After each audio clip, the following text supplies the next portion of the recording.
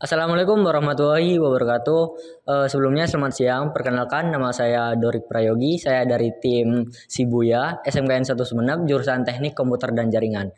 Dan ini di sebelah kiri saya ada teman saya. Perkenalkan, nama saya Riko Tampati dari SMKN 1 Sumeneb. Perkenalkan, nama saya Winda Amalia dari SMKN 1 Sumeneb.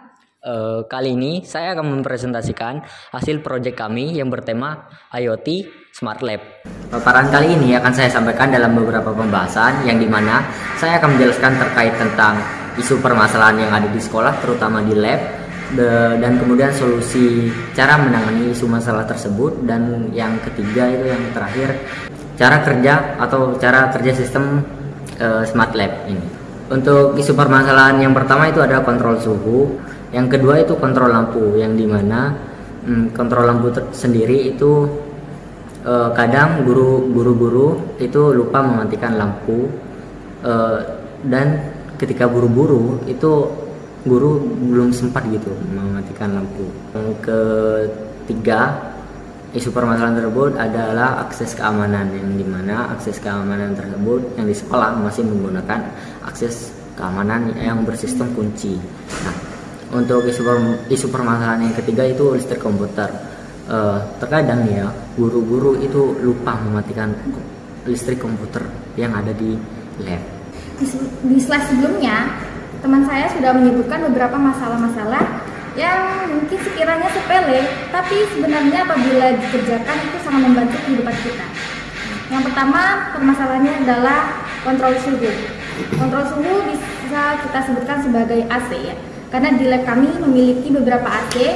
Contoh kecilnya adalah ketika lab digunakan, otomatis kita mesti menggunakan AC. Kita harus mengambil remote dulu, kemudian kita mengatur suhunya dulu, sedingin apa atau sehangat apa yang kita perlukan.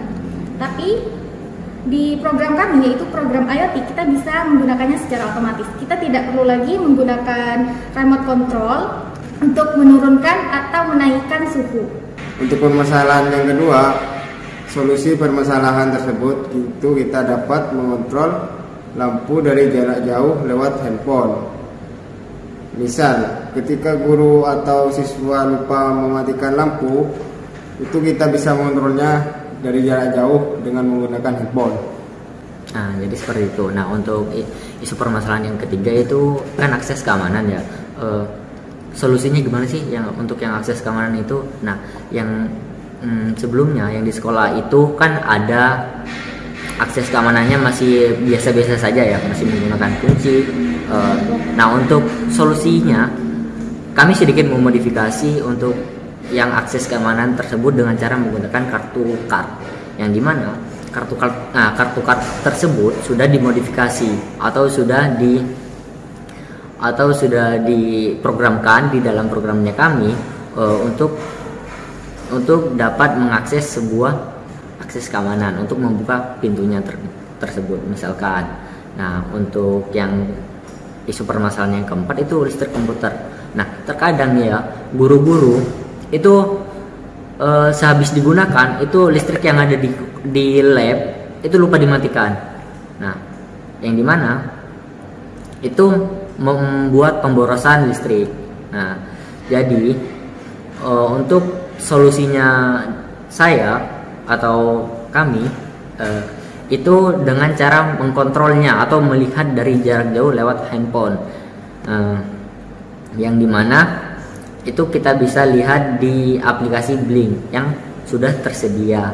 Nah, jadi seperti itu. Untuk cara kerjanya sistem kami itu sebagai berikut. Kami akan menjelaskan prototipe atau project kami. Nah, yang dimana ini adalah RFID dan ini adalah microservo dan ini adalah buzzer, ini adalah RM atau display, ini adalah kontrol suhu, dan ini terminal, ini lampu, dan juga ini AC, cuman digantikan sebagai kipas.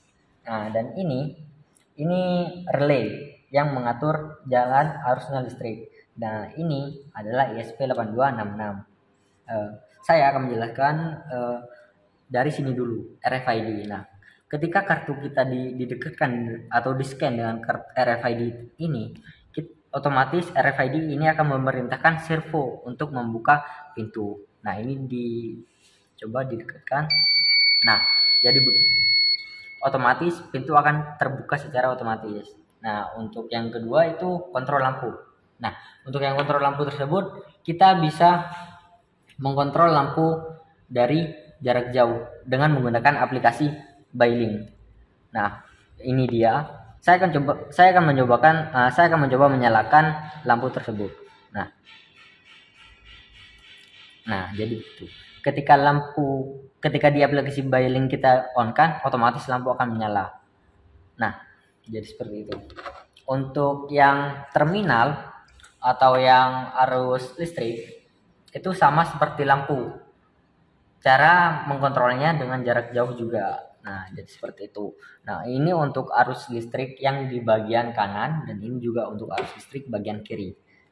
Ketika kita menyalakan, ketika kita menyalakan itu akan otomatis menyala. Nah, dan ketika kita mematikan itu akan otomatis mati. Nah, jadi seperti itu. Nah, untuk yang kontrol suhu, ketika suhu ini yang ada di display ini lebih dari 29 derajat itu akan otomatis menyala. Nah, ini kan 30 derajat nih. Ketika kita menghidupkan ini, nah, otomatis kipas menyala. Karena suhunya melebihi 29 derajat. Ya, karena suhunya melebihi dari 29 derajat. Nah, ketika suhu kurang dari 29 derajat, ini AC atau kipas ini akan otomatis berhenti. Jadi seperti itu.